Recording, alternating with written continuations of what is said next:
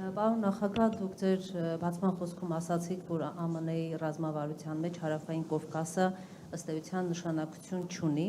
բայց երեք բանակի օրվա հետ կապված Փաշինյանը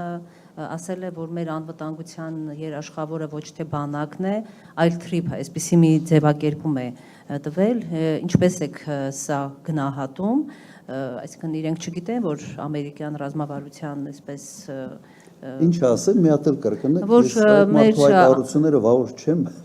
որ մեր ըստ էության, որ մեր անվտանգության երաշխավորը ոչ թե բանակն է լինելու, այլ թրիփ, այսինքն այսպես մենք այս նախագիծը բերելով այստեղ Հայաստան, այսպես անվտանգ ենք դարձնում։ Թրիփը մեր ամենից մեծ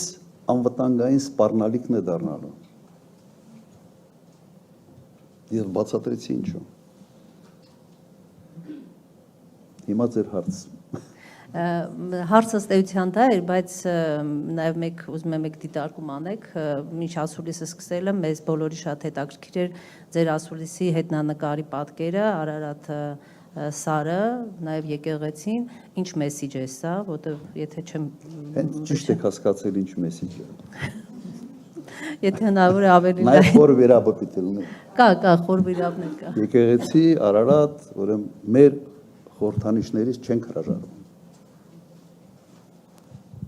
Մեսեջը շատ ուղղակի է։ Ինչ վերաբերում է առաջի հարցին, իմ տպավորությունը այնպիսին է, որ մարդիկ ի պաշտոն է պատասխանատվություն են կրում հարցերի վերաբերյալ, որոնցից բացարձակապես ոչինչ չեն հասկանում։ Բացարձակապես։ Յուրաքանչյուր երկրի անվտանգության երաշխավորը առաջի հերթին բանակն է, առաջի հերթին բանակն է։ Եվ իդեպ, եթե դու ունես մարտունակ բանակ, ոչ թե պատերազմ սկսելու համար, հակառակը խաղաղություն ունենալու համար։ Քո մարտունակ բանակը քո կշիռն է մեծացնում հարաբերությունների ուրիշների հետ։ Ինչքան բանակը ավելի մարտունակ, ինչքան տնտեսությունը ավելի հզոր, այնքան ավելի հետաքրքիր դաշնակիցներ դու կարող ես ունենալ եւ այնքան իրենք են արժևորելու քո դերը այդ հարաբերությունները։